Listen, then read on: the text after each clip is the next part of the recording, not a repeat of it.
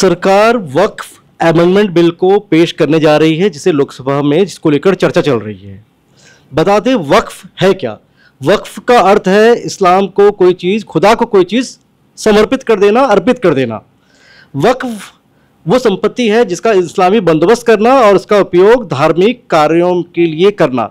लेकिन देश में हो क्या रहा है, इसी को लेकर सवाल है और एक बवाल है कि वक्फ बोर्ड के अधिकार इतने बढ़ा दिए जाते हैं कि केवल वहाँ बंदरबाट होती है, लूटपाट होती है, भ्रष्टाचार का अड्डा बन गए हैं वक्फ बोर्ड। इस समय हमारे साथ है उत्तराखंड वक्फ बोर्ड के चेयरमैन शादाब शम्स, जो हमें बताएंगे कि क्या है पूरा मामला और उन्हीं से जानने की कोशिश करते हैं। देखिए, देश की सरकार आज वक्फ संशोधन विधेयक पेश किया गया है और मैं ये कहता हूँ कि हम लगातार इस बात की चिंता कर रहे थे कि सच्चर कमेटी की रिपोर्ट, जो जस्टिस सच्चर कमेटी की रिपोर्ट आई थी, उसका एग्जीक्यूशन किया जाए। आज एग्जीक्यूशन हो रहा है तो विपक्ष के लोग हंगामा कर रहे हैं। उनको यकीन ही नहीं है कि कुछ बेहतर हो सकता है और वो कह रहे हैं कि नहीं, इसमें अमेंडमेंट की कोई ज़रूरत नहीं है, बहुत अच्छा एक्ट है और बहुत शानदार एक्ट वक्फ एक्ट है। अगर वक्फ एक्ट इतना शानदार है तो वक्फ एक्ट तो इसलिए होता था, जो बना वक्फ वो इसलिए बना कि गरीबों की मदद की जा सके। मैं अपनी प्रॉपर्टी को दान करूं और उस दान की प्रॉपर्टी से जब मैं मर जाऊं तो लोगों का भला हो, यतीमों का भला हो, मिस्किनों का भला हो, बेवा बहनों का भला हो, जो बुज़ुर्ग हैं जिनका घर नहीं है उनका भला हो। 70 सालों में ऐसा हुआ क्या? नहीं हुआ। मुझे तो कहीं नज़र नहीं आ रही कि कहीं अनाथालय खुले हों यतीम बच्चों के लिए, यतीम खाने खुले हों। मुझे कहीं नज़र नहीं आ रहे बेवा औरतों के लिए कहीं शेल्टर होम्स खुले हों, उनके लिए कुछ स्कीम्स वक्फ बोर्ड ने निकाली हो कि आपके लिए हमने ये इनकम का ज़रिया बनाया है। बुज़ुर्गों के लिए शेल्टर होम्स कहीं बनाए हों, अच्छे अस्पताल बनाए हों कि मुसलमानों को इलाज मिले, कहीं मुसलमानों को रोज़गार देने के लिए युवाओं को कुछ स्कीम्स वक्फ बोर्ड ने चलाई हो। नहीं, वक्फ बोर्ड तो लूट का अड्डा बन गया। 70 सालों से चंद परिवार मिले, चंद मुतवल्ली, चंद वक्फ बोर्डों के अध्यक्ष और वक्फ बोर्ड के अध्यक्षों के इनके वक्फ बोर्डों के अधिकारी मिलो, लूटो, खाओ। तू भी लूट, मैं भी लूट, कोई कुछ बोलने के लिए तैयार नहीं। कहा मुसलमान से पूछे कि क्या आपको कोई वक्फ बोर्ड की तरफ से कभी कोई लाभ मिला, तो कहेगा नहीं।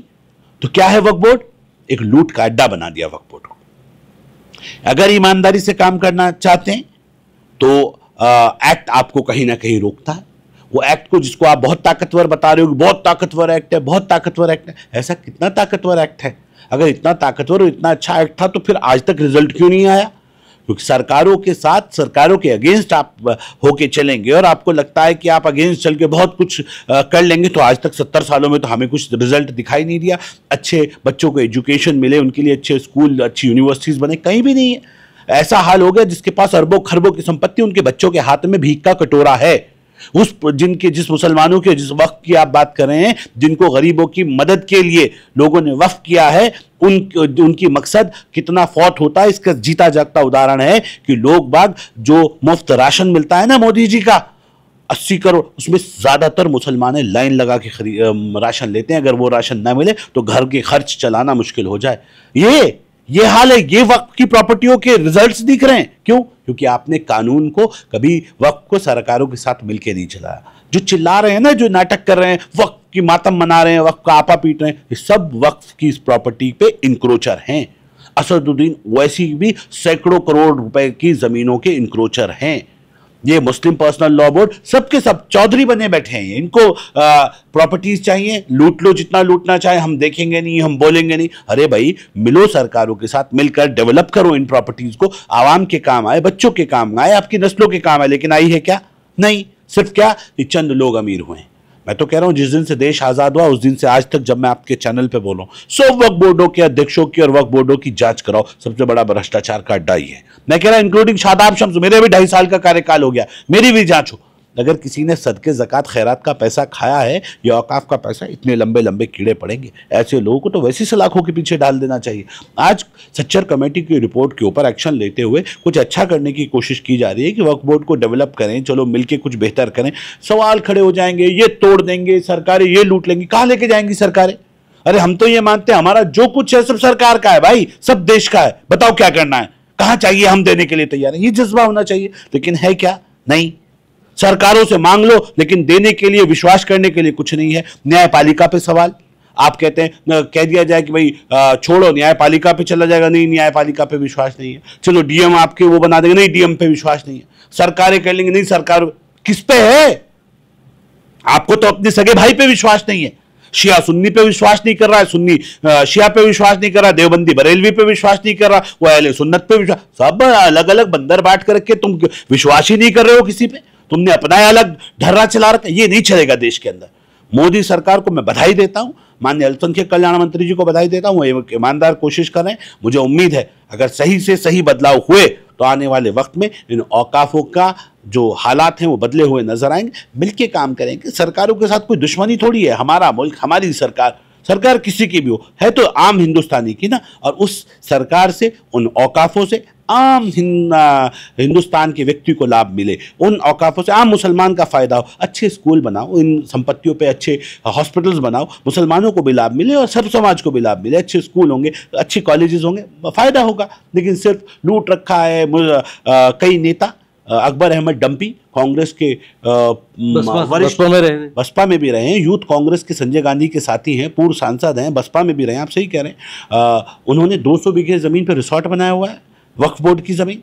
अभी हमने उनके ऊपर 1 दर्जन से ज़्यादा धाराओं में मुकदमा किया है, जिसमें 420 की धारा भी शामिल है। मतलब ये कल्चर है आपका, ये कैरेक्टर है। सईदुज्जमा कांग्रेस के सांसद, मुजफ्फरनगर से सांसद रहे, उन्होंने अभी उनको धारा 54 का नोटिस जारी किया है कलियर के अंदर, वो भी इंक्रोचर हैं वक्फ बोर्ड के। खुद जो अपने आप को मुस्लिम धर्मगुरु कहते हैं, मुतवल्ली, वो सज्जादे कलियर के अंदर गद्दी नशीन, उन्होंने सैकड़ों एकड़ ज़मीन वक्फ बोर्ड की, हज़ारों करोड़ रुपए की ज़मीन अपने नाम पे वक्फ बोर्ड के साथ मिलकर सेटिंग गेटिंग की और अपने नाम पे दर्ज करा ली। वक्फ बोर्ड पैरवी ना करे, हम चुपचाप से दर्ज कराते रहें, वन साइडेड मुकदमा हो जाए और बाद में उसके मालिक बन जाते हैं और फिर उस ज़मीन को बेचते हैं, ऐसी ज़िंदगी गुजारते हैं। तो कहाँ आम आदमी को फ़ायदा मिल रहा है? जिसने वक्फ की उसने तो गरीबों के लिए की। और माल लाखों करोड़ों का, मतलब वक्फ बोर्ड की अगर बात की जाए, कितने लाखों करोड़ की प्रॉपर्टी होगी जिसको लेकर मतलब ये पूरा खेल चल रहा है। और कहा जाता है कि वक्फ बोर्ड की जो कुर्सी है, जो चेयरमैन, जिस कुर्सी में आप बैठे हैं आपसे पहले, इस कुर्सी की बोली लगती थी करोड़ों की। बिल्कुल बिल्कुल सच है। आपको तो पैसा नहीं देना पड़ा। नहीं, हमारी तो सरकार अलग आ गई। मैं जानना चाह रहा हूँ आम आदमी की नजर से, आपको तो नहीं देना पड़ा। मतलब अगर पैसा देना, अगर मैंने भी पैसा दिया होता तो मैं अपनी जांच कराने की बात ना करता, मैं भी यहाँ बैठ के लूटता। मैंने कहा ना, मेरी भी सीबीआई जांच कराओ, इसलिए कराओ क्योंकि हम क्लियर हैं, हमें मालूम है कि हमने एक पैसे का, मैंने तो चाय भी नहीं पी कभी वक्फ बोर्ड की, ये चाय भी अपने पैसे की पीता हूँ। मैंने टीए डीए घोड़ा गाड़ी कुछ नहीं लिया वक्फ बोर्ड से, इसलिए ऊपर वाले ने जब मुझे दिया हुआ है तो जिन्होंने दान के पैसे पे, इस पे भी मैं नियत रखूंगा अपनी, तो एक भला नहीं होगा। इसलिए मैं वक्फ का जो अर्थ है वो चरितार्थ होता नजर नहीं आता जो। तो अब उसे अगर चरितार्थ करना है, आपको ईमानदारी से काम करना है, तो फिर आपको ईमानदार बनना पड़ेगा ना। और आपको ईमानदार बनना पड़ेगा, उसका सही यूज़ करना पड़ेगा, मिसयूज़ नहीं करना पड़ेगा। अब आप खुद ही मुसलमान मौलाना नेताओं के खिलाफ ना बोले, नेता मौलानाओं के खिलाफ ना बोले, मिलके लूटो और वो चंद मुतवल्ली बन जाते हैं। मुतवल्ली केस हारने के पैसे लेता है वक्फ में, कहता तुम मेरे पे केस करो और फिर मैं हार जाऊंगा, ये ज़मीन तुम रख लेना। ये कितना बड़ा घोटाला वक्फ बोर्डों में हुआ, सबकी सीबीआई जांच होगी। मैं कह रहा हूँ हिंदुस्तान का सबसे बड़ा घोटाला वक्फ बोर्ड में निकलेगा। हमारा मानना है ये वक्फ मुसलमानों की बेहतरी के लिए, और मोहम्मद साहब ने तो ये कहा कि गरीबों की मदद के लिए, खाली मुसलमान की नहीं, जो भी मजलूम, जो भी जरूरतमंद आ जाए उसकी मदद करो। उसके मुसलम ईमान कहा जाता है, मुसलम ईमान हो, मुसलम ईमान, मुकम्मल ईमान, मजबूत ईमान, यानी कि पक्का धर्मी, अधर्मी नहीं। यहाँ आप अपनी चीजें संभल नहीं रही है, दूसरों की प्रॉपर्टी पे नजर, ये कैसा धर्म है भाई? ये तो अधर्म है, ये धर्म हो ही नहीं सकता।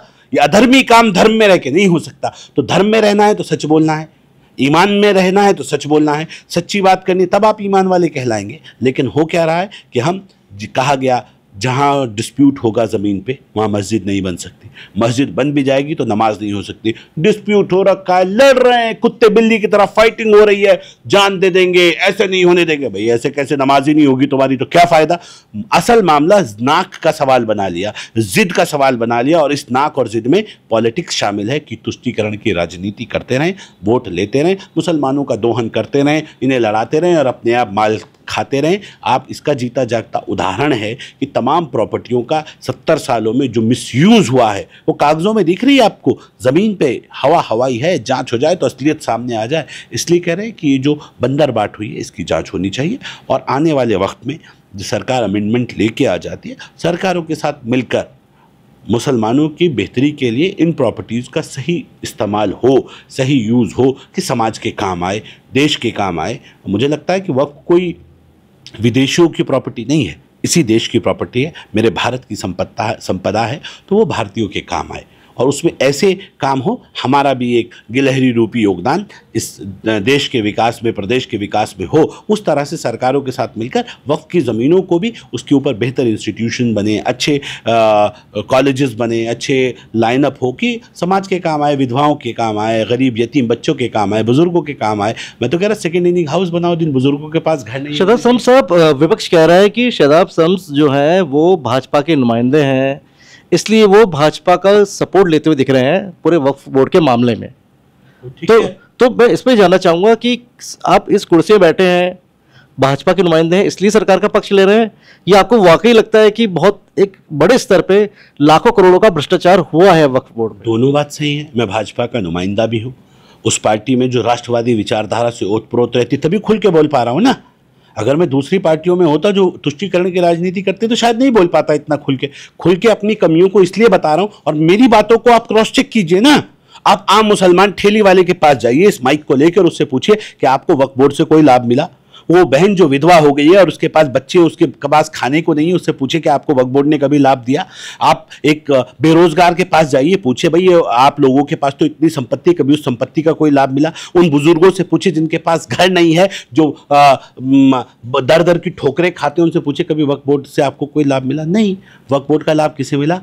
नेताओं को और नेताओं के चिंटुओं को, कि जाओ बैठ जाओ, और एक बार बैठे हो तो अब हटना मत यहां से। तुम्हें वक्फ बोर्ड पे बिठा दिया, तुम मालिक हो गए, इसके मालिक नहीं हो आप इस प्रॉपर्टी के मालिक नहीं बन सकते। वक्फ का सिस्टम यह है कि आज कोई जरूरतमंद है, किसी बहन का सुहाग उजड़ गया, उसके पास घर नहीं है, उसके पास छोटे छोटे बच्चे हैं, आपने उसे कहा ये लो बहन हम आपको घर देते हैं, उसे घर दिया, उसके बच्चों को अच्छी शिक्षा दी, उसके बच्चे बड़े हुए, कामयाब हो गए, उन्होंने अपना अलग से घर खरीद लिया और अच्छी गाड़ी ले ली। तो अब फ़र्ज़ ये बनता है कि अब आप मजबूत हो गए, अब आप इसे छोड़ दो, अब आप इसे छोड़ो, आपने बढ़िया गाड़ी ले ली, बढ़िया घर ले लिया, अब आप ये किसी और यतीम को, किसी और बेसहारा का सहारा ये प्रॉपर्टी बने उसे दे दो।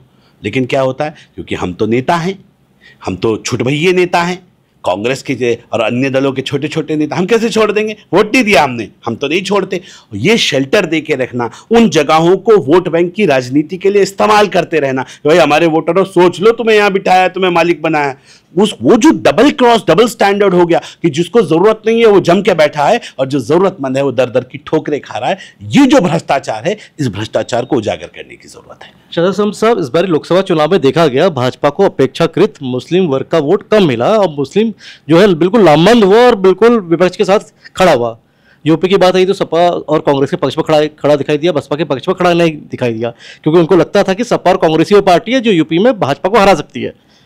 एक सवाल मैं आपसे पूछना चाहूँगा, कहीं इसका कोई नुकसान तो नहीं होगा भाजपा को और ज़्यादा, कि मुस्लिम वर्ग जो है और ज़्यादा लामबंद हो जाए विपक्ष के साथ? मैं कह रहा हूँ और कितना लामबंद होगा, हो तो रखा है सारा।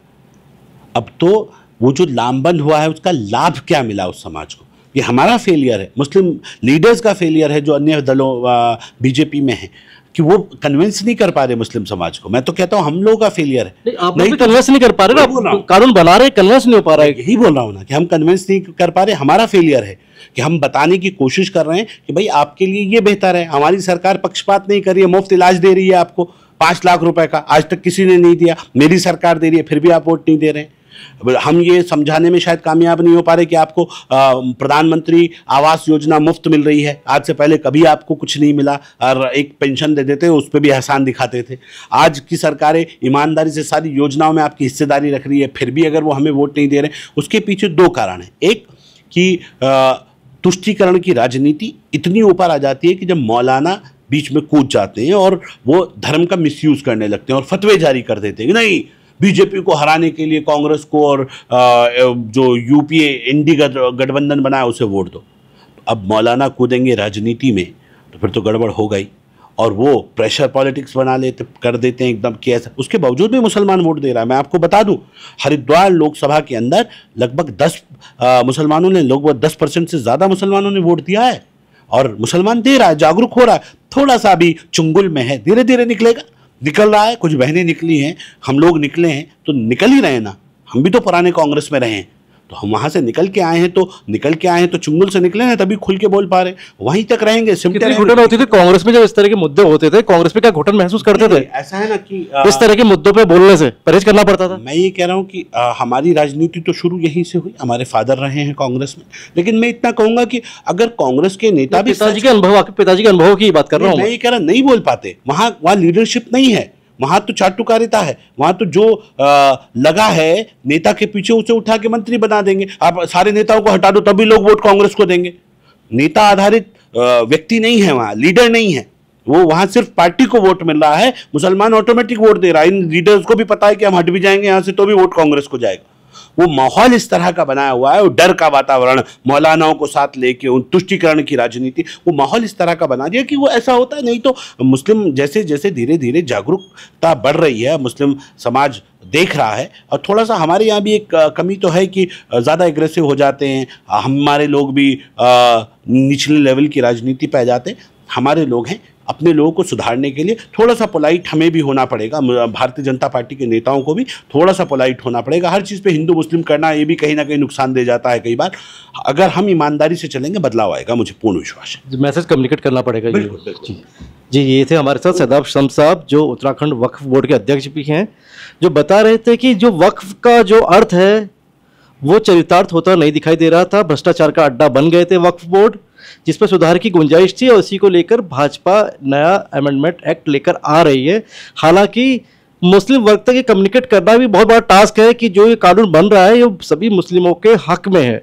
अब ये भाजपा इस मैसेज को पूरे देश भर में किस तरीके से कम्युनिकेट कर पाएगी कि कहीं विपक्ष इसे वोट बैंक की राजनीति से जोड़कर न दिखाए। भारत न्यूज़ लाइव के लिए मैं कैमरा पर्सन शिववर्धन सिंह के साथ अजय नौटियाल। भारत न्यूज़ लाइव से जुड़ने के लिए इसे लाइक, सब्सक्राइब और बेल आइकन दबाएं।